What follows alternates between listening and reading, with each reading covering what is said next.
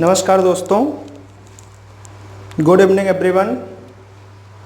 मैं मंजुल पांडे एक बार फिर से आप सभी का आपके अपने यूट्यूब चैनल आरबी क्लासेस पर स्वागत करता हूं। आप लोग ऑनलाइन आ जाइए जल्दी से, क्लास स्टार्ट हो चुकी है। इंडियन पॉलिटी की संडे एंजॉय किए होंगे आप लोग, अब जल्दी से ऑनलाइन आ जाओ और बताओ कल लास्ट लेक्चर कहाँ तक हुआ था। हम लोग इंडियन पॉलिटी पढ़ रहे थे ना, लास्ट लेक्चर कहाँ तक हुआ था? जल्दी से किस आर्टिकल तक, और कोई क्वेश्चन है उससे रिलेटेड? जल्दी बताइए, लास्ट क्वेश्चन कहाँ तक हुआ था last lecture? Good evening everyone. हम लोग मौलिक अधिकार पढ़ रहे थे ना, फंडामेंटल राइट्स। किसी के कोई डाउट्स हैं अभी तक? पहला काम तो वीडियो लाइक कीजिए आप लोग, जितने लोग भी हो ऑनलाइन, सबसे पहला काम किए वीडियो लाइक कीजिए। और आपके दोस्त हैं, जो भी आपके ग्रुप्स हैं, वहाँ पर आप लोग भी शेयर किया करिए। हम लोग तो शेयर करते ही, हम लोग डालते ही हैं, बट आप लोगों का भी फर्ज है कि जो भी ग्रुप हैं, आप ग्रुप्स में, जो हम लोगों की कोचिंग की ग्रुप्स है, ये नहीं है कि उसमें हम ही लोग कोई पोस्ट डालें, आप लोग भी शेयर कर सकते हो, बट जो पोस्ट डालो वो रेलेवेंट होना चाहिए, वो स्टडी से रिलेटेड होना चाहिए। तो आप लोगों को चाहिए कि आप लोग भी पोस्ट को शेयर करिए। तो एक साथ सब लोग शेयर करिए, चाहे ग्रुप में ही करिए, जो आपके फ्रेंड के ग्रुप होंगे। आज के टाइम पे तो हर स्थान पर ग्रुप है, चाहे आप हॉस्टल में रहते हो तो वहाँ पर भी ग्रुप है, आप कॉलेज फ्रेंड हो, यहाँ तक भी 2-3-4 लोगों का भी एक व्हाट्सएप ग्रुप बन जाता है। तो जितने भी ग्रुप हैं आप लोगों के पास, और जितने भी लॉगिन हो, ऑनलाइन हो, इस समय लाइव हो, अगर आप लोग 50 लोग भी लॉगिन हो और क्या कहते हैं ऑनलाइन हो, 30 हो, जो भी हो, अगर सबके पास एक एक ग्रुप होंगे तब भी 30 शेयर तो होने ही चाहिए। तो जल्दी से शेयर कीजिए आप लोग, वीडियो लाइक कीजिए। स्टार्ट किया जाए। कहाँ तक हुआ था? आर्टिकल 16 कंप्लीट हुआ था ना? आर्टिकल 16 कंप्लीट हो चुका था। और मौलिक अधिकार आपको समझ में आ रहे हैं? आप लोगों के आपके मौलिक अधिकार समझ में आ रहे हैं या नहीं? इसका जवाब भी दीजिए, क्योंकि फंडामेंटल राइट्स आपको पता होने चाहिए। मैंने पहले ही बताया था, पहले लेक्चर बताया था कि आपके एग्जाम में पूछा जाए या ना पूछा जाए, लेकिन फंडामेंटल राइट्स हर एक नागरिक को अपने अपने पता होने चाहिए, हमारे अधिकार क्या हैं। क्योंकि मैंने बताया था कि इन अधिकारों से आपका आध्यात्मिक विकास, आपका सामाजिक विकास, आपका नैतिक विकास, आपका राजनीतिक विकास इन्हीं मौलिक अधिकारों के बल पर होता है। तो इसलिए आपको मौलिक अधिकार अवश्य जानने चाहिए, ठीक। और ये सारे मौलिक अधिकार एग्जाम में पूछे भी जाते हैं, क्योंकि फंडामेंटल राइट्स जो हमारा भाग 3 है, ये इंडियन पॉलिटी का सबसे इंपॉर्टेंट टॉपिक है। तो इससे क्वेश्चन भी हर एग्जाम में पूछे ही जाते हैं, ठीक। सब लोगों ने वीडियो को लाइक किया, ठीक। आशा करते हैं कि आप लोगों ने लाइक किया होगा, और शेयर तो करना ही है। आप लोग वीडियो शेयर नहीं करते हो बिल्कुल भी, ये तो सच है। तो शेयर करना भी सीखिए। जितने भी आपके फैमिली ग्रुप हैं, फ्रेंड जोन है, हॉस्टल वाले ग्रुप हैं, कॉलेज ग्रुप है, कोचिंग का ग्रुप है, जहाँ भी है, आप लोग क्या करो, वीडियो को शेयर करते रहिए, क्योंकि फैलेगा। अगर वीडियो फैलेगा तो आपकी कोचिंग फैलेगी, ठीक। और जो मेरा टारगेट है, हमने बताया भी था कि आरबी क्लासेस को अभी केवल सुल्तानपुर या उसके आसपास के ज़िले जो हैं, अमेठी, प्रतापगढ़ या अंबेडकर नगर, ये सब के लोग जानते हैं, ठीक। लेकिन मेरा जो लक्ष्य है कि वो 6 महीने के अंदर पूरा उत्तर प्रदेश में आरबी क्लासेस को जाना जाए। और ये करने वाले हम लोग नहीं होंगे, ये होगा तो केवल आपकी वजह से होगा। बात समझ में आई? तो आप लोगों को काम करना होगा, और आप लोगों की बदौलत ही हम ये ऐसा कर सकते हैं। हमने जो सपना देखा है, ये समझ लीजिए, इसको पूरा करने के लिए आप लोगों का ही साथ चाहिए। बिना आपके या हम पूरा नहीं कर पाएंगे, ठीक। तो जो भी वीडियो हैं, जो भी आपको अच्छा लगे, आपको जो आपको राय देनी हो, आपके हिसाब से सही लगता हो, तो आप वो सब देते रहिए और अपना रिव्यू, अपना कमेंट, लाइक, सब्सक्राइब और शेयर करते रहिए। सब लोग आ चुके हो, स्टार्ट किया जाता है क्या? आर्टिकल 17। हम पढ़ रहे थे समता का अधिकार। मौलिक अधिकारों में पहला अधिकार चल रहा था समता का अधिकार, राइट टू इक्वलिटी की, और उसका ये आज लास्ट टॉपिक होगा, आज लास्ट लेक्चर होगा और हम लोग खत्म करेंगे क्या? समता का अधिकार। हमने आर्टिकल 14 की बात की थी, आर्टिकल 15 की बात की थी, आर्टिकल 16 की बात की थी। 3 आर्टिकल हम समता के अधिकार में पढ़ चुके थे। ठीक, हम धीरे धीरे चलेंगे। आप देख रहे होंगे कि पर डे हम 2 से 3 आर्टिकल या 4 आर्टिकल मैक्सिमम जाएंगे, क्योंकि बहुत ज़्यादा आर्टिकल पढ़ा देने से फिर फायदा कुछ नहीं होगा, आपको चीज़ें याद नहीं होंगी, बातें समझ नहीं आएंगी। ठीक, इसीलिए धीरे धीरे करके, थोड़ा थोड़ा करके 2-2 आर्टिकल, 3-3 आर्टिकल हम पढ़ा रहे हैं। और आपको अगर वही है कि एक दिन में 10 आर्टिकल हम लिखवा दें, 15 आर्टिकल लिखवा दें, तो ये ऑलरेडी तो आपकी बुक में लिखी हुई है, तो लिखवाने से क्या फ़ायदा है? तो आराम आराम से धीरे धीरे पढ़िए। ठीक, लेकिन जो पढ़िए वो पूरा ठोस पढ़िए। बात क्लियर है ना? तो हम बात करेंगे किसके बारे में? आर्टिकल 17 के बारे में। हम इसी से रिलेटेड देखेंगे कि 2018 में सुप्रीम कोर्ट का जो डिसीजन आया था एसटी एक्ट को लेकर, फिर 2019 में जो फैसला आया सुप्रीम कोर्ट का, हम सब डिस्कस करेंगे इसमें। नहीं तो वैसे तो हम बता दें कि आर्टिकल 17 किताब में भी देखोगे तो आर्टिकल 17 में बस यही लिखा है कि अस्पृश्यता का अंत, अस्पृश्यता का अंत किया जाता है भारत में, छुआछूत को खत्म किया जाता है। ठीक, तो ये तो हो गई आर्टिकल 17 के बाद।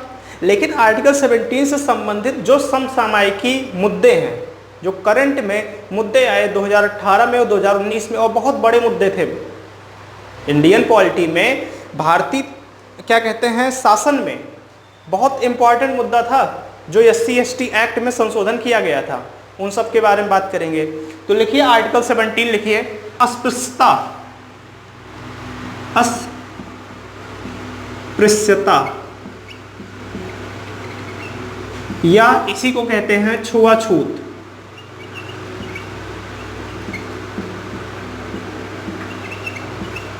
छुआछूत का अंत किया गया किस एक्ट द्वारा? तो आर्टिकल 17 द्वारा। ये तो बेसिक से बात है, आप सबको पता भी होंगी, ये आप नोट करिए जल्दी से। आज हम बात करेंगे आर्टिकल 19 के बारे में। और आर्टिकल 19 समझ लीजिए अपने में पूरा, समझ लीजिए एक भाग है आर्टिकल 19। ठीक, तो आर्टिकल 17 क्या कहता है? अस्पृश्यता या छुआछूत का अंत। क्यों कहता है? आप सबको पता होगा कि प्राचीन काल से ही, हमने पहले भी बताया है कि प्राचीन काल से अपने यहाँ कर्ममूलक समाज था। बात समझ में आई? तो जो शूद्र थे उनकी स्थिति में बहुत ज़्यादा गिरावट आ चुकी थी। ठीक, और आप इतने से जानिए कि मुझे नाम नहीं याद आ रहा है, अभी तक याद था, एक देवता हुआ करते थे, याद आएगा तुरंत बोलेंगे कि एक देवता हुआ करते थे प्राचीन काल में, ऋग्वैदिक काल में, और वो देवता पशुओं के देवता कहलाते थे। पशुओं के देवता कहलाते थे, एक देवता हुआ करते थे ऋग्वैदिक काल में। लेकिन उत्तर ऋग्वैदिक काल में स्थिति इतनी खराब हो जाती है, स्थिति इतनी खराब हो गई थी कि जो पशुओं के देवता कहलाते थे उन्हें बना दिया गया था शूद्रों के देवता के बाद। उन्हें कह दिया गया कि जो शूद्र हैं इनके देवता ये होंगे। ठीक, तो कहने का मतलब है कि जो शूद्र से उनकी तुलना पशुओं से की गई, स्थिति इतनी खराब हो चुकी थी।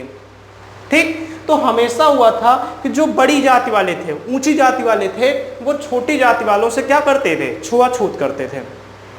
और अगर व्यवहारिक स्थिति देखी जाए तो कानूनी रूप से तो इसे समाप्त कर दिया गया है, लेकिन अगर व्यवहारिकता में देखें तो भारतीय तंत्र में या पूरे भारतीय समाज में यह चीज़ कहीं ना कहीं आज भी दिखाई पड़ती है। ठीक, तो आर्टिकल 17 कहता है कि अस्पृश्यता या छुआछूत का अंत किया जाता है, और इसके जो सबसे बड़े समर्थक थे वो थे महात्मा गांधी जी। बात समझ में आई? वो कौन थे? महात्मा गांधी जी। और दूसरे थे डॉक्टर भीमराव अंबेडकर। और मैंने ये भी बताया है कि आर्टिकल 17 का उल्लंघन करने पर आपको सीधे जेल भेज दिया जाएगा। इसके लिए किसी प्रकार की वारंट की जरूरत नहीं पड़ेगी।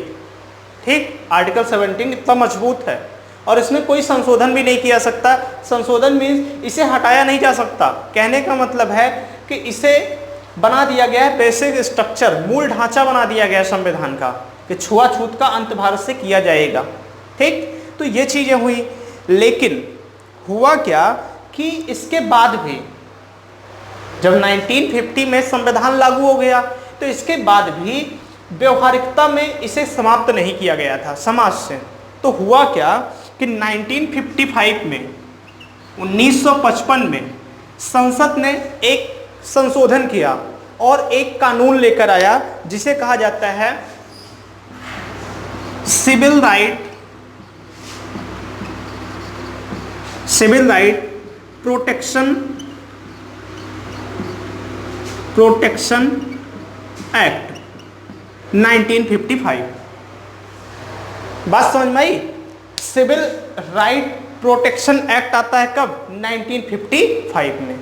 ठीक, उसके तहत अस्पृश्यता को कुछ क्या किया जाता है, कुछ कानून में बांधा जाता है। ठीक, लेकिन बात इससे भी नहीं बनती है। और फाइनली 1989 में आता है SC/ST एक्ट। कब आया? 1989 में। और जब 1989 में SC/ST एक्ट आता है तो इसके बाद समझ लीजिए पूरी तरीके से खत्म किया गया भारत में क्या? अस्पृश्यता को।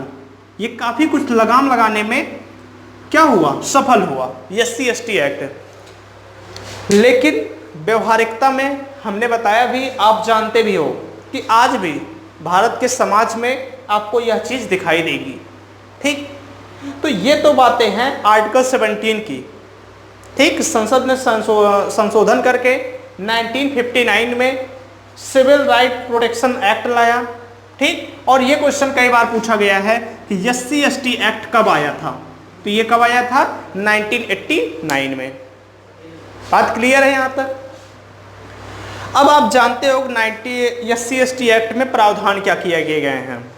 तो प्रावधानों में उसमें जो मेन इंपॉर्टेंट था वो ये था कि यदि कोई भी ST किसी पर भी यह आरोप लगाता है इसने मेरे साथ अस्पृश्यता या छुआछूत की भावना को जन्म दिया या ऐसा कुछ भी करता है तो उसके खिलाफ SC/ST मुकदमा दर्ज करा सकता है। ठीक, और तत्काल गिरफ्तारी की जाएगी और बेल नहीं दिया जाएगा। ठीक, बेल मान्य नहीं होगा SC/ST एक्ट के तहत अगर मुकदमा लिखा गया तो, अगर FIR हुआ। तो ये सारे प्रावधान किए गए 1989 के SC/ST एक्ट में। ठीक, लेकिन अब होता क्या है कि वर्ष 2018 में आपको पता होगा, बहुत अच्छे से जानते होंगे, मार्च 2018 में देश में बहुत बवाल हुआ था इसी SC/ST एक्ट को लेकर। और हुआ क्या कि जो इंडियन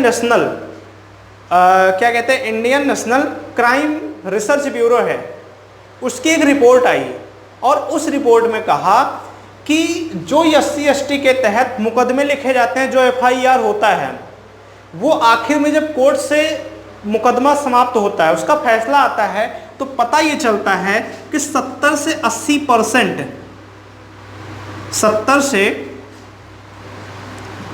80% मुकदमे फर्जी थे। बात समझ में आई? ये एक रिपोर्ट आती है गवर्नमेंट के ही द्वारा।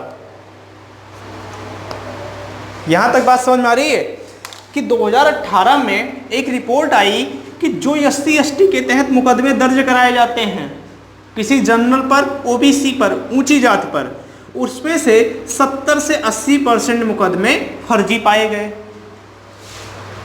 तो किया क्या सुप्रीम कोर्ट ने? मार्च 2018 में सुप्रीम कोर्ट ने एक डिसीजन लिया। और डिसीजन क्या लिया? उसने SC/ST एक्ट में संशोधन कर डाला। और संशोधन क्या किया कि उसने कहा कि अब SC/ST एक्ट द्वारा तुरंत गिरफ्तारी नहीं की जाएगी। पहला प्रावधान किया किसने? सुप्रीम कोर्ट ने। यह सुप्रीम कोर्ट का फैसला था कि सुप्रीम कोर्ट ने मार्च 2018 में कहा कि SC/ST एक्ट के तहत अगर यह FIR किया जाता है तो अब गिरफ्तारी तत्काल नहीं होगी। पहली बात कही गई। दूसरी बात कही गई कि इसकी जांच कराई जाएगी, तभी FIR होगा, वो कराई जाएगी SP लेवल तक। जो जिले का SP होगा उस लेवल तक, उस अधिकारी लेवल तक इसकी जांच कराई जाएगी, इसके बाद ही किसी की गिरफ्तारी होगी। ये कहा सुप्रीम कोर्ट ने दूसरी बात। और तीसरी बात कहा कि इसमें बेल भी दी जा सकती है। अगर SC/ST एक्ट के तहत किसी को क्या कहते हैं, रिमांड पर लिया गया है, किसी को जेल भेजा गया है, तो वो अपना बेल भी करा सकता है, जमानत भी उसकी हो सकती है। ऐसा कहा मार्च 2018 में किसने? सुप्रीम कोर्ट ने। यहाँ SC का मतलब है सुप्रीम कोर्ट, हम पूरा लिख दे रहे हैं। यहाँ मतलब क्या है? सुप्रीम कोर्ट है। तो ये कहा मार्च 2018 में सुप्रीम कोर्ट ने। बातें क्लियर है। लेकिन जैसे ही सुप्रीम कोर्ट का यह फैसला आता है, आपको पता होगा कि इसका पूरे देश में बहुत अच्छे से विरोध होता है, और ये पश्चिमी उत्तर प्रदेश में इसका सबसे ज़्यादा विरोध दिखता है। बहुत दंगे होते हैं, भारत बंद बुलाया जाता है, ठीक, बसें जला दी जाती हैं, तो अनेक हिंसक घटनाएं होती हैं इसी मार्च 2018 में। और फिर सरकार को मजबूर होकर इसमें संशोधन करने पड़ते हैं और सुप्रीम कोर्ट के फैसले को टालना पड़ता है। बात समझ में आई?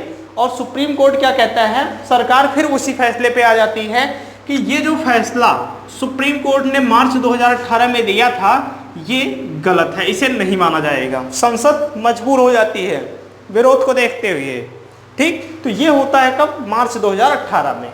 ये 2018 की बात है।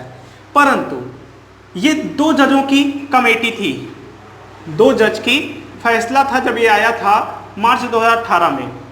परंतु 2019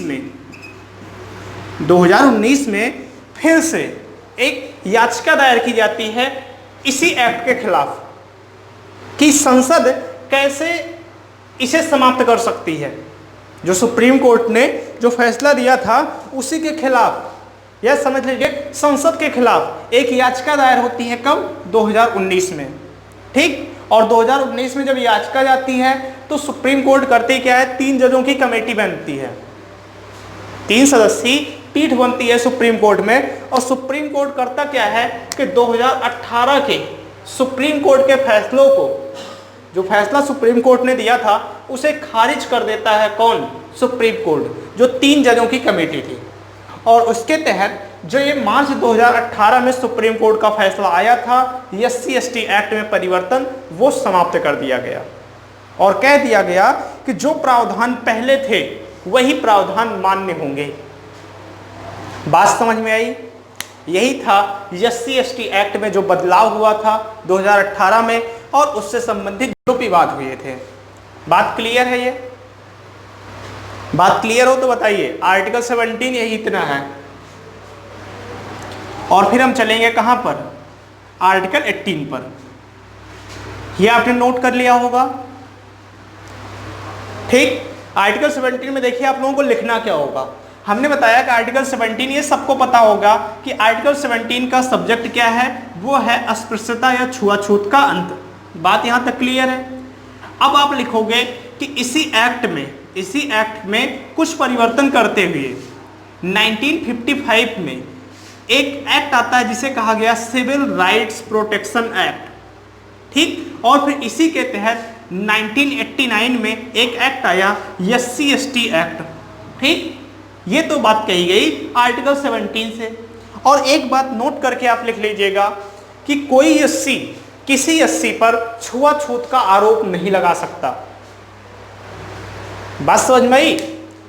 कि यदि कोई शेड्यूल कास्ट हो, कोई SC हो, और वो किसी SC पर कहे कि इन्होंने मेरे साथ छुआछूत किया है, तो वह मुकदमा नहीं माना जाएगा। या कोई ST किसी ST पर आरोप लगाता है तो उसे भी नहीं माना जाएगा, ठीक। तो ये बातें कही गई आर्टिकल 17 में। फिर मैंने बताया कि मार्च 2018 में इस एक्ट में जो 1989 वाला एक्ट था, इस एक्ट में कुछ परिवर्तन किए गए और यह परिवर्तन किया सुप्रीम कोर्ट ने। ठीक, तो आप लिखोगे इसके बाद कि अभी हाल ही में ये SC/ST एक्ट लिखने के बाद आप लिखोगे कि अभी हाल ही में मार्च 2018 में सुप्रीम कोर्ट ने SC/ST एक्ट में संशोधन किए। और वह संशोधन क्या क्या थे? पहला संशोधन था, पहला पॉइंट करके लिखोगे कि SC/ST एक्ट के तहत यदि FIR लिखा जाता है, मुकदमा लिखा जाता है, तो उसमें तत्काल गिरफ्तारी नहीं की जाएगी। यह कथन था सुप्रीम कोर्ट का पहला। दूसरा कथन था सुप्रीम कोर्ट का कि पहले उसकी SP स्तर तक या SP अधिकारी स्तर तक उसकी जांच की जाएगी। ठीक, ये दूसरा था।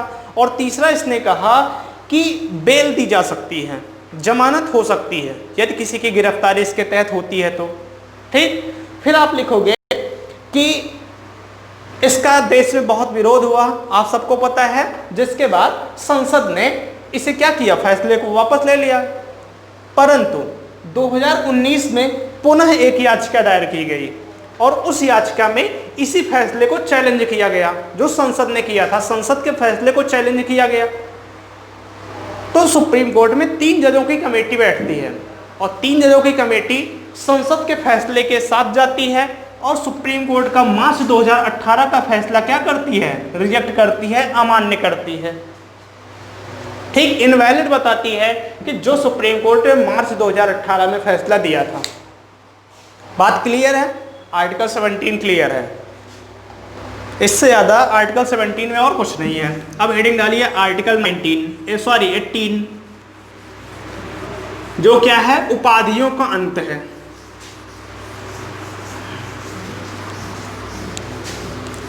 आर्टिकल 18, किसी का अगर डाउट होगा, किसी का क्वेश्चन हो तो वो पूछ सकता है।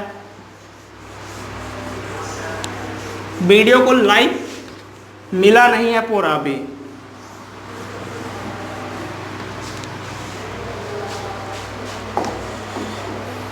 आर्टिकल 18 लिखिए।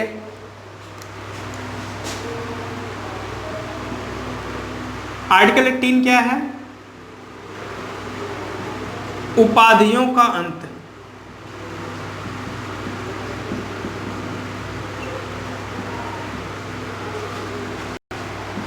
उपाधियों का अंत।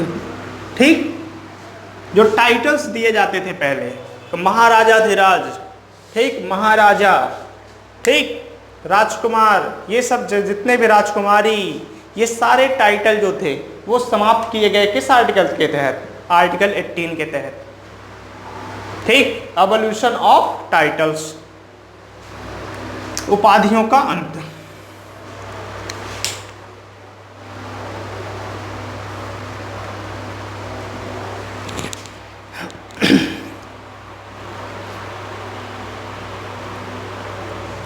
ठीक, तो देखिए आर्टिकल 18 में भी आर्टिकल 18 का सब क्लॉज 1 है, सब क्लॉज 2 है, सब क्लॉज 3 है और सब क्लॉज 4 है। ठीक, आर्टिकल 18 का सब क्लॉज 1, आर्टिकल 18 का सब क्लॉज 1 ये कहता है कि शिक्षा संबंधी, देखिए आर्टिकल 18 में बात की गई है उपाधियों के अंत के बारे में जो सब्जेक्ट है, लेकिन आर्टिकल 18 के 4 भाग हैं।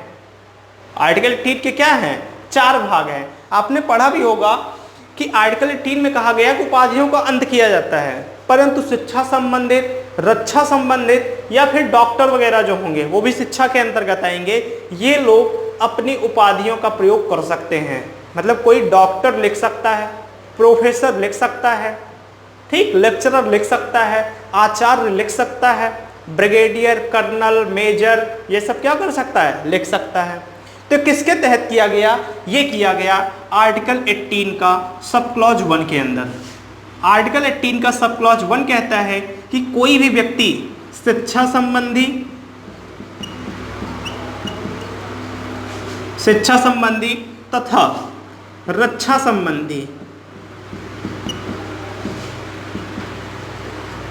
तथा रक्षा संबंधी उपाधियों का प्रयोग कर सकता है। बात समझ में आई कि किसी व्यक्ति को शिक्षा संबंधी तथा रक्षा संबंधी उपाधियों को दिया जा सकता है। ये कहाँ कहा गया? आर्टिकल 18 के 1 में। आप देख रहे होंगे कि ऐसा किया क्यों जा रहा है, क्योंकि हम लोग पढ़ क्या रहे हैं? समता का अधिकार, समानता का अधिकार। तो किसी को महाराजा धीराज कहा जाता था, किसी को महाराजा, राजा, सम्राट, ये सब क्या किए गए? खत्म किए गए, कि ताकि प्रत्येक व्यक्ति क्या हो? समान हो।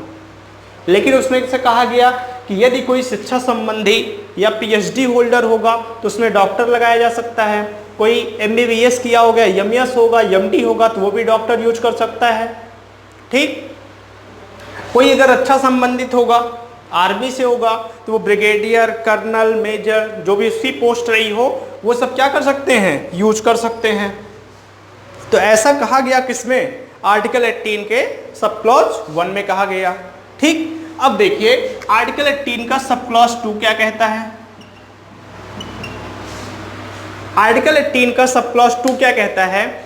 आर्टिकल 18 का सब क्लॉज 2 कहता है कि कोई भी भारतीय नागरिक किसी विदेशी देश से उपाधि नहीं ले सकता। बात समझ में आई? आर्टिकल 18 का सब क्लॉज 2 कहता है कि कोई भारतीय नागरिक, यदि कोई विदेश या कोई विदेश किसी भारतीय नागरिक को कोई उपाधि देता है तो वह उपाधि नहीं धारण कर सकता। ऐसा कहा गया किसमें? आर्टिकल 18 के सब क्लॉज 2 में कहा गया। बात क्लियर है यहाँ पर? इसके साथ ही आर्टिकल 18 का सब क्लॉज 3 कहता है कि यदि किसी अन्य देश का व्यक्ति भारत में किसी लाभ पद पर हो, लाभ पद का मतलब है कि वह भारत में जॉब कर रहा हो। बात क्लियर है कि यदि किसी विदेश नागरिक, कोई विदेशी नागरिक भारत में लाभ पद पर हो तो वह अपने देश की उपाधि तभी ले सकता है कि पहले उसे राष्ट्रपति की परमिशन लेनी होगी। बात क्लियर है यहाँ पर? तो कहने का मतलब है कि यदि कोई विदेशी नागरिक, मान लीजिए हम विदेशी नागरिक हैं, हम विदेशी नागरिक भारत आते हैं और हमें कोई उपाधि दी जानी है, तो हम वह उपाधि तभी धारण करेंगे पहले राष्ट्रपति की परमिशन अनिवार्य होगी। तो यह बात किसमें कहा गई? आर्टिकल 18 के सब क्लॉज 3 में कही गई। बात क्लियर है यहाँ तक? बात क्लियर है तो वीडियो लाइक कीजिए आप लोग। हम बार बार वीडियो लाइक करने का आप लोगों को बोल रहे हैं आज, क्योंकि आप लोगों के लाइक आते नहीं हैं। ठीक। अब देखिए आर्टिकल 18 का सब क्लॉज 4 क्या कहता है? आर्टिकल 18 का सब क्लॉज 4 यह कहता है कि कोई भी व्यक्ति विदेश में बिना राष्ट्रपति की परमिशन से, बिना राष्ट्रपति की अनुमति से किसी भी देश में भेंट नहीं ले सकता। भेंट मतलब उपहार नहीं ले सकता। कोई भी गिफ्ट दिया जाता है, ठीक, कोई पुरस्कार दिया जाता है, कोई उपहार दिया जाता है, तो इसमें भी भारत के राष्ट्रपति की क्या होनी चाहिए? परमिशन होनी चाहिए। अगर भारत का राष्ट्रपति उसे परमिशन नहीं देता है, अनुमति नहीं देता है, तो वह उस देश से वह पुरस्कार या वह सम्मान नहीं प्राप्त कर सकता है। ऐसा कहा गया किसमें? आर्टिकल 18 के सब क्लॉज 4 में। बात क्लियर है यहाँ तक? तो ये बात हुई किसकी? आर्टिकल 18 की, जिसमें कहा गया उपाधियों का अंत। ठीक। आर्टिकल 18 के हमने 4 सब क्लॉज बताए। आर्टिकल 18 का सब क्लॉज 1, आर्टिकल 18 का सब क्लॉज 2, आर्टिकल 18 का सब क्लॉज 3 और आर्टिकल 18 का सब क्लॉज 4। यहाँ तक बातें क्लियर है? जल्दी से इसे नोट करिए, बस 1 मिनट।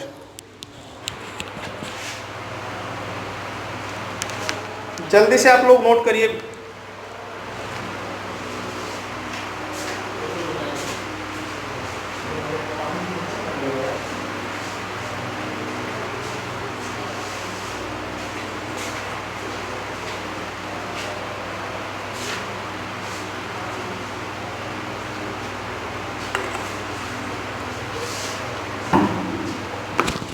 नोट हो गया? नोट हो गया तो यस बोलिए जल्दी से आप लोग। आर्टिकल 18 कंप्लीट है।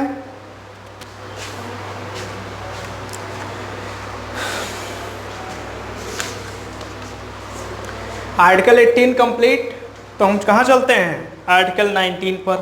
और आपको पता भी होगा कि आर्टिकल 19 से क्या स्टार्ट होता है? हमारा दूसरा मौलिक अधिकार, जिसे हम लोग क्या कहते हैं? स्वतंत्रता का अधिकार, राइट टू फ्रीडम।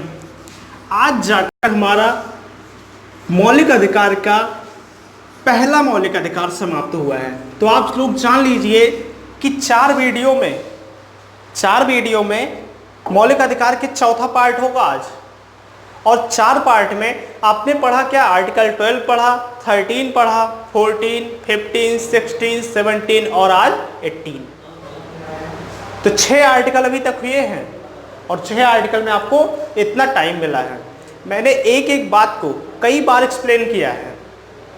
बात समझ में आई? मैंने एक एक बात को कई बार एक्सप्लेन किया है, कई बार बातों को समझाया है, और जितने भी उससे संबंधित समसामयिकी मुद्दे थे सब डिस्कस किया है मैंने इस लेक्चर में।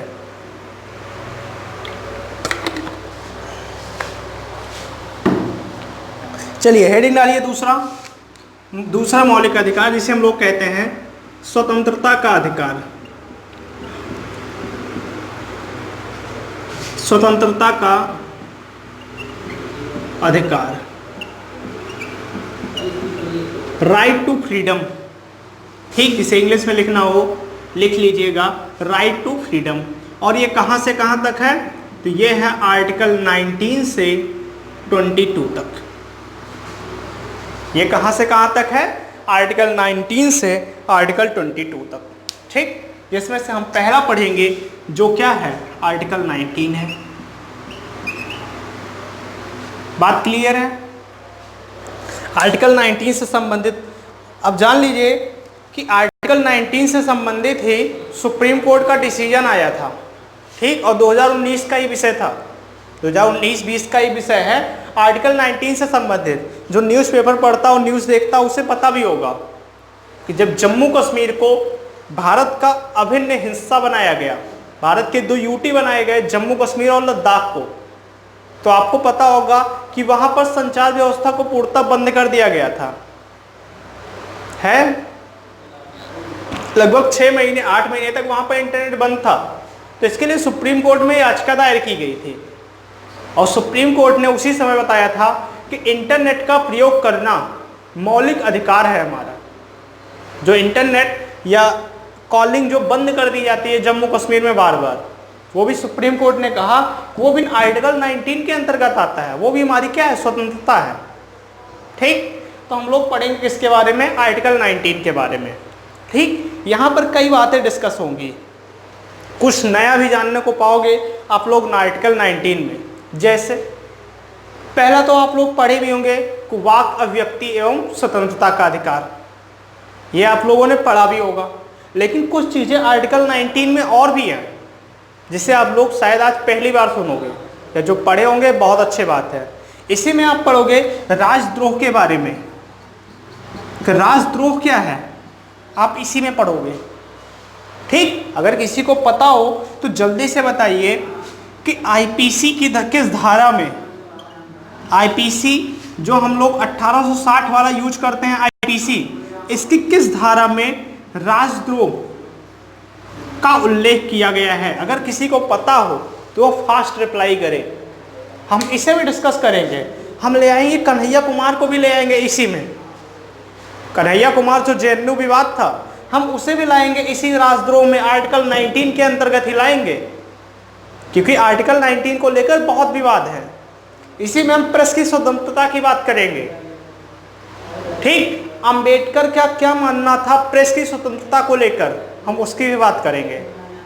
ठीक, हम जेएनयू विवाद की बात करेंगे, जो कन्हैया कुमार पर राजद्रोह का मुकदमा लगाया गया था, हम उसकी भी जानेंगे, करंट उसकी सिचुएशन क्या है और क्यों लगाया गया था। तो हम सब बात करेंगे किसमें? आर्टिकल 19 में। और हमें लगता है कि पूरा एक लेक्चर जाएगा किस पर? आर्टिकल 19 पर जाएगा। लेकिन हाँ, आर्टिकल 19 से जितने भी बातें होंगी सब क्लियर होंगी किसमें? इस लेक्चर में। तो आप लोग बने रहो, बस इंटरेस्ट पूरा दिया जाएगा। मेरी तरफ से पूरी कोशिश रहती है कि चीज़ों को फैक्ट के साथ, देखिए फैक्ट किताब में लिखा हुआ है और फैक्ट केवल पढ़ने से कभी चीज़ें याद नहीं होती हैं, क्योंकि फैक्ट लाखों हैं। आप कितना पढ़ोगे, आप कितना फैक्ट याद करोगे?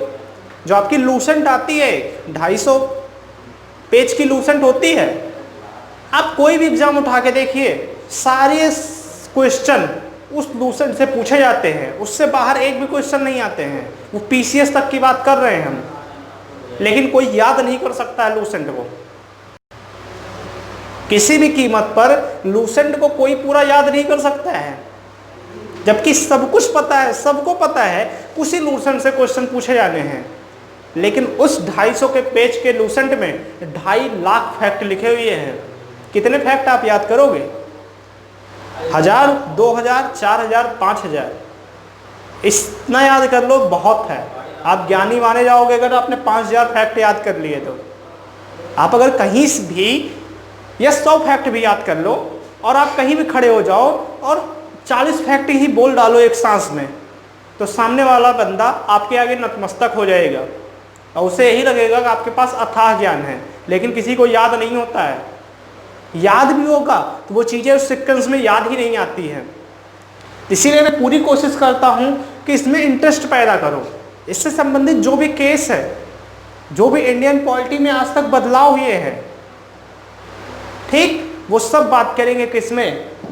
हम इंडियन पॉलिटी के अनुच्छेदों में। केवल अनुच्छेदों को पढ़ लेना, अनुच्छेदों को याद कर लेना मतलब नहीं है कि आप भारतीय राज्य व्यवस्था समझ गए हो। ठीक, तो आर्टिकल्स को याद करना कोई कठिन नहीं है। ठीक, मेरे पास एक मैसेज भी आया था कि सर आर्टिकल्स कैसे याद करें। तो एक बात जानो, अगर किसी को आर्टिकल याद ही करने हैं तो आर्टिकल याद करने का मतलब है कि देखिए टोटल आर्टिकल 395 हैं, आपको 395 याद भी नहीं करने हैं, आपको याद करने हैं मुश्किल से 120 से 130 आर्टिकल। इतने आर्टिकल अगर आप याद कर लो ना तो आपके काम बन जाने हैं। एग्जाम में यही आर्टिकल पूछे जाते हैं जो 120 से 130 आर्टिकल हैं। तो अब आप करिए क्या, देखिए आर्टिकल ऐसा नहीं है कि पढ़ने से याद हो जाएगा। आर्टिकल आपको लिखने होंगे, बार बार लिखने होंगे। ठीक, और आप टारगेट बनाइए कि हम एक दिन में 2 आर्टिकल केवल लिखेंगे, एक दिन में केवल 2 आर्टिकल लिखेंगे। और आप जब भी आपके पास टाइम मिलता है, ये नहीं कि हम एक बार लिख दिए तो 24 घंटे में 2 आर्टिकल वाला मेरा कोटा पूरा हो गया। कोटा ना पूरा करिए, आपके पास जब भी टाइम आता है आप 2 आर्टिकल लिखते चलिए। कहीं भी रफ मिला, कॉपी मिला, न्यूज़पेपर मिला, हाथ पे जहां भी आपको जगह मिले, ठीक, आप क्या करें 2 आर्टिकल टारगेट बनाए रखिए। टारगेट बना लीजिए कि आज के दिन 2 आर्टिकल को हम 100 बार लिखेंगे और यह काम आप पर डे करिए, 2-2 आर्टिकल। देखिए मुश्किल से, अरे भैया हम कह रहे हैं एक दिन में अगर आप एक भी लिखोगे 120 दिन में, 3 महीने में आपको 120 आर्टिकल याद हो जाएंगे। और दावे के साथ कह रहे हैं कि इस 120-130 आर्टिकल से बाहर आज तक एग्जाम में पूछे नहीं गए हैं। तो एक दिन में एक भी याद कर सकते हो, कठिन नहीं है, कुछ भी मुश्किल नहीं है, ये आपको पता है। तो ये तो बात हो गई सीधे सीधे फैक्ट की, और याद करना भी पड़ेगा, हमें खुद भी याद है। आर्टिकल 51 तक तो ऐसे मुंह जुबानी सुना सकते हैं। आर्टिकल 1 से शुरू करेंगे, आर्टिकल 51 तक 1 मिनट के अंदर 51 आर्टिकल सुना देंगे। ठीक, 1 मिनट 2 मिनट जो भी टाइम जाएगा उसको एक्सप्लेन करने में। तो शुरू के 51 आर्टिकल तो आपको याद ही याद करने हैं। ठीक, और इतने धीरे धीरे पढ़ा रहे हैं कि आर्टिकल्स आपके मन में बैठ जाएंगे। बात समझ में आई? समझिए एक आर्टिकल पर 1 लेक्चर जा रहा है या 2 लेक्चर जा रहा है। बात क्लियर है? तो हम आएंगे कहाँ पर? आर्टिकल 19 पर। हम चीज़ों को इंटरेस्ट बनाने के लिए, फैक्ट को इंटरेस्ट बनाने के लिए सब कुछ इसमें डाल रहे हैं। और ये जानिए कि जो कंटेंट बनाए हैं और आप लोगों को दे रहे हैं, यह कंटेंट आप 3 किताब पढ़िए जो पॉलिटी की 3 सबसे बेस्ट किताब होती है। एक होती है लक्ष्मीकांत की, उसका कोई जवाब नहीं है। एक होती है डी बसु की, डी बसु, और एक होती है सुभाष कश्यप की। 3 किताब, तीनों मेरे पास है और तीनों पढ़ते हैं और तीनों को फैक्ट कलेक्ट करते हैं और कलेक्ट करने के बाद जितना भी सोचते हैं कि जितना से ज़्यादा इंटरेस्टिंग बनाया जा सके, उतना इंटरेस्टिंग बनाने की क्या करते हैं, कोशिश करते हैं। ठीक, तो हम शुरुआत करते हैं कहाँ, आर्टिकल 19 से।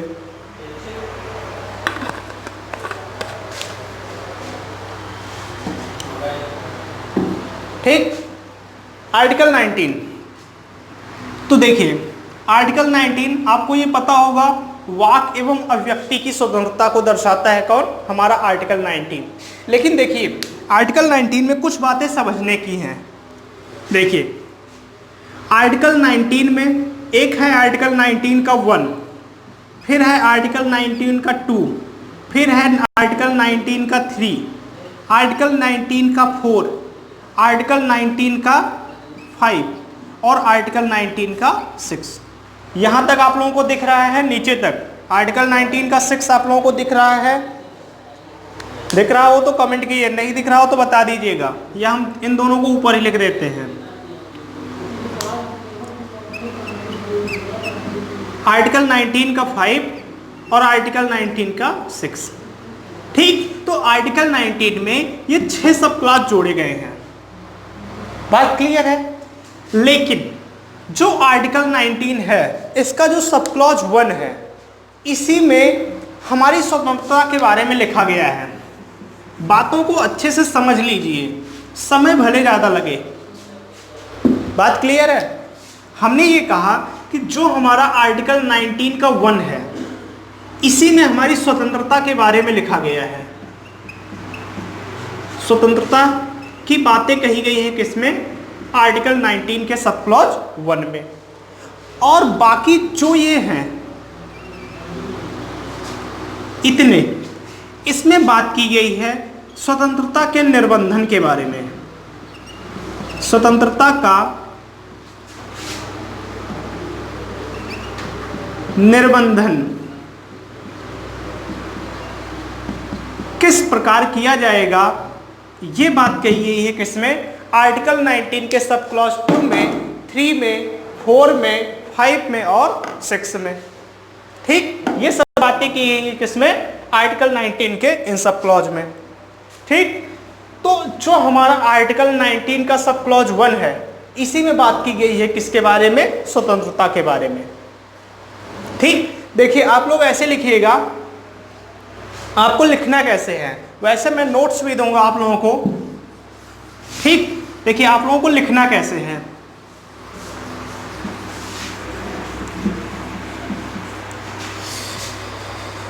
हाँ, आर्टिकल 19 है तो आप ऐसे करेंगे और बनाएंगे आर्टिकल 19 का sub clause 1, sub clause 2, sub clause 3, 4, 5 और 6। ठीक, ये आपने किया, ऐसे आपने लिखा, सेम ऐसे ग्राफ की तरह आप बताइएगा। ठीक, और फिर लिखिएगा इसमें लिखिएगा स्वतंत्रता का अधिकार या स्वतंत्रता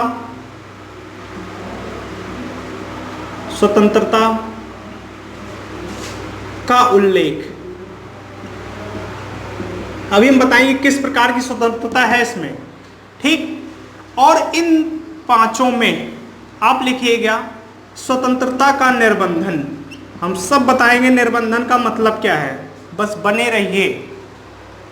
स्वतंत्रता का निर्बंधन।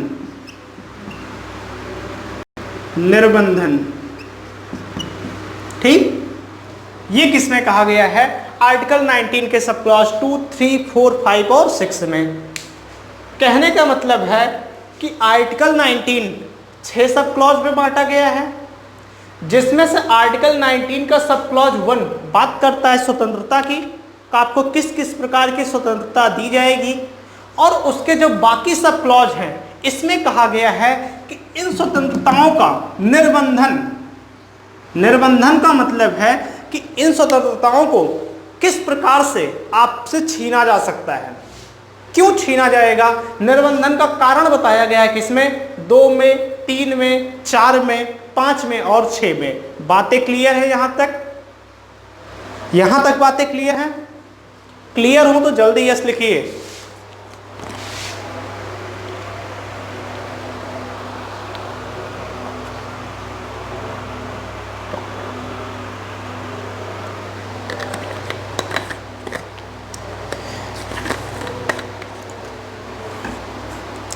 यहां तक बातें क्लियर है ना? तो देखिए हम इसमें से अब आपको क्या लिखना है, अब आपको हेडिंग डालना है आर्टिकल 19 का सब क्लॉज 1।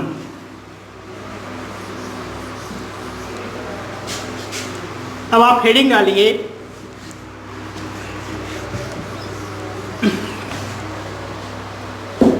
आर्टिकल 19 का सब क्लॉज 1, और इसमें स्वतंत्रता का जो उल्लेख किया गया है वो किस प्रकार की स्वतंत्रताएं हैं, अब इसका इसमें क्या किया गया है, डिस्क्रिप्शन डाला गया है, उल्लेख किया गया है किसमें, आर्टिकल 19 के सब क्लॉज 1 में। और फिर इसके बाद आर्टिकल 19 का सब क्लॉज 1 के अंतर्गत उसका भी सब क्लॉज क्या जोड़ा गया, ए जोड़ा गया। ऐसे ही 19 का 1 के अंतर्गत बी को जोड़ा गया, 19(1) के अंदर सी को जोड़ा गया। लिखिए, फिर हम बता रहे हैं, थोड़ा स्पेस डाल के लिखिएगा आप लोग, क्योंकि इसके आगे इसका पॉइंट भी लिखना है कि इसमें कहा क्या गया है। तो एक एक लाइन का स्पेस डाल के आप लोग लिखिएगा। मेरे पास जगह है, हम इरेज कर करके लिख देंगे, आप लोग स्पेस डालिएगा, या एक काम करिएगा, एक ही लिखिएगा, बाकी दूसरा जब कहेंगे तब लिखिएगा।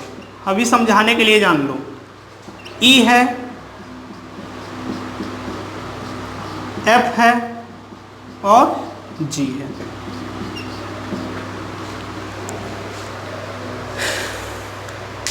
मजा आ रहा है ना आप लोगों को? पॉलिटी बहुत इंटरेस्टेड है, हिस्ट्री से ज्यादा इंटरेस्ट है पॉलिटी में। देखिए हमने ये कहा कि आर्टिकल 19 के सब क्लॉज 1 में स्वतंत्रता की बातें कही गई हैं, बात क्लियर है यहाँ तक। और 2 में, 3 में, 4 में, 5 में और 6 में उन स्वतंत्रताओं का किस प्रकार से निर्बंधन किया जा सकता है, इसका उल्लेख किया गया है आर्टिकल 19 में, जो इसके बाकी सब क्लॉज है। तो हमने बताया कि आर्टिकल 19 के सब क्लॉज 1 में स्वतंत्रता की बातें कही गई हैं। तो स्वतंत्रता किस किस प्रकार से दी गई है, 1 का भी 6 पार्ट में क्या किया गया है, तोड़ा गया है। आर्टिकल 19 का जो सब क्लॉज 1 है उसे भी 6 पार्ट में तोड़ा गया है। पहला है ए, B, C, D, E, F और जी। ठीक, अभी हम बताएंगे कि ये जो आर्टिकल 19(1)(f) है, इसे क्या कर दिया गया है, समाप्त कर दिया गया है। ठीक, ये आगे बताएंगे। ये आपको बात इतनी समझ में आई है? पहले 1 2 3 4 5 6 हुआ, फिर 1 में भी A B C D E F G हुआ। बातें यहां तक क्लियर है? बातें यहां तक क्लियर है ना?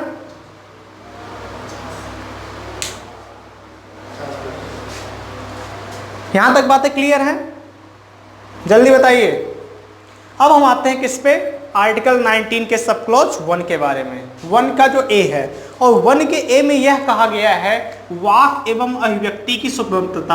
आप लिखिएगा, वाक एवं अभिव्यक्ति की स्वतंत्रता। आज तक आप लोगों ने यही पढ़ा रहा होगा, किताबों में सीधे लिखा होता है, आर्टिकल 19 में लिखा होता है वाक एवं अभिव्यक्ति की स्वतंत्रता, लेकिन इन सब के बारे में आज आप पहली बार जानोगे। ठीक, लिखा जबकि रहता आप जानते हो, कहीं भी विचरण करने की स्वतंत्रता, कहीं भी देश में बसने की स्वतंत्रता, ठीक, कोई भी व्यापार करने की स्वतंत्रता, ये सब किसमें, समूह बनाने की स्वतंत्रता, लेकिन ये सब इस आर्टिकल में कही गई हैं। आर्टिकल 19 का सब 1 का सब क्लॉज ए यही कहता है केवल किसकी, बोलने की और एक्सप्रेशन की, अभिव्यक्ति की स्वतंत्रता देता है। कौन, आर्टिकल 19 के 1 का सब क्लॉज ए। ठीक, 2 लिखिए,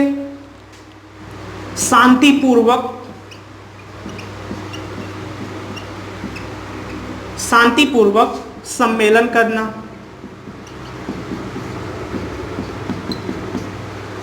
ठीक, आर्टिकल 19 के 1 के बी में लिखा गया है कि शांतिपूर्वक सम्मेलन करने की स्वतंत्रता, करने की स्वतंत्रता। ठीक, आर्टिकल 1 के सी में लिखा गया है संघ, समितियां, एसोसिएशन आदि बनाने की स्वतंत्रता। हमने बताया था ना कि आप सबने ग्रुप बनाया होगा, व्हाट्सएप ग्रुप बनाया होगा, वो कहाँ से आप बनाते हो? इस आर्टिकल के तहत बनाते हो। 3 लोग मिले तो क्या बना दिए? व्हाट्सएप ग्रुप बना दिए। हमारी कोचिंग का व्हाट्सएप ग्रुप है, आपके फैमिली का व्हाट्सएप ग्रुप होगा, आपके कोचिंग का, कॉलेज का, हॉस्टल का, बॉयज का, गर्ल्स का, सबका क्या है? आज के टाइम पे क्या बनता है? ग्रुप बनता है, जो संघ बनता है, यूनियन बनता है। आप देखते हो आंगनवाड़ी है, आंगनवाड़ी यूनियन, कोई भी कंपनी है, कंपनी का यूनियन है, किसानों का यूनियन है। किसके तहत? आर्टिकल 19 के 1 के सी के तहत संघ समितियां बनाने की स्वतंत्रता। ठीक, ये कहा गया सी में। डी में क्या कहा गया? भारत में कहीं भी विचरण करने की स्वतंत्रता, मतलब घूमने की स्वतंत्रता, भारत में विचरण की स्वतंत्रता। अभी हम बताते हैं निर्बंधन की बात क्या है। लिखा है कि भारत में विचरण की स्वतंत्रता, आपको विचरण की स्वतंत्रता दी गई है, मतलब घूमने की स्वतंत्रता। लेकिन आप राष्ट्रपति भवन पहुंच जाओ और कह दो कि आर्टिकल 19 के 1 के डी के तहत हमें भारत में कहीं भी घूमने की स्वतंत्रता है, तो ऐसा तो हो नहीं सकता है। आप रात में ताजमहल पहुंच जाओ और कह दो हमें घूमने की स्वतंत्रता है, तो हमें ताजमहल दिखाओ। ठीक, आर्मी के बेस कैंप में पहुंच जाओ, रा के ऑफिस में पहुंच जाओ, इसरो के ऑफिस में पहुंच जाओ, तो वहां पर निर्बंधन की बात की गई है। अब आपको धीरे धीरे समझ में आएगा निर्बंधन का मतलब क्या है। आपको स्वतंत्रता दी गई है ये सब, लेकिन इन सब का क्या किया गया? निर्बंधन में किया गया है। निर्बंधन क्यों किया गया है वो भी बताएंगे। ठीक, तो ये हुआ 4। 5वां हुआ भारत में कहीं भी बसने की स्वतंत्रता। बसने मतलब निवास करने की, कहीं भी निवास या बसने की स्वतंत्रता। ठीक, 19 का 1 का एफ खत्म कर दिया गया था। ये है क्या? संपत्ति का अधिकार, जो हर प्रत्येक व्यक्ति क्या होगा? जो संपत्ति का अधिकार यहां भी रखा गया था और 13 में भी रखा गया है, संपत्ति।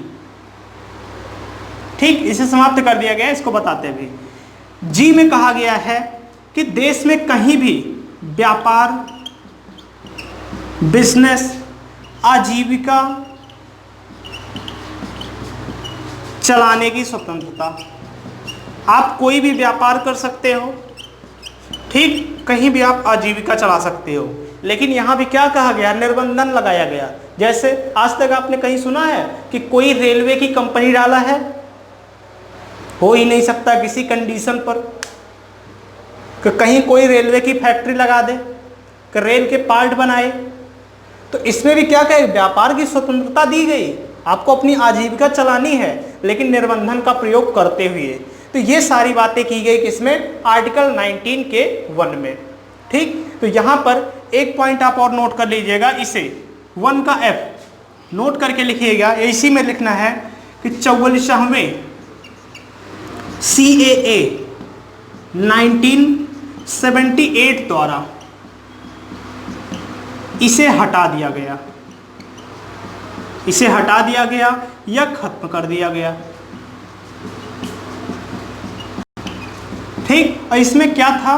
वही संपत्ति का अधिकार। क्या था? संपत्ति का अधिकार था। ठीक, हमने इसके बारे में पहले भी इसको बता भी चुके हैं। ठीक, तो ये सारी बातें की गई किसमें? आर्टिकल 19 के सब क्लॉज 1 में। और सब क्लॉज 1 के ये क्या थे? 6 समझ लीजिए उप अनुच्छेद थे। बात क्लियर है? अब हमें बताना है किसके बारे में?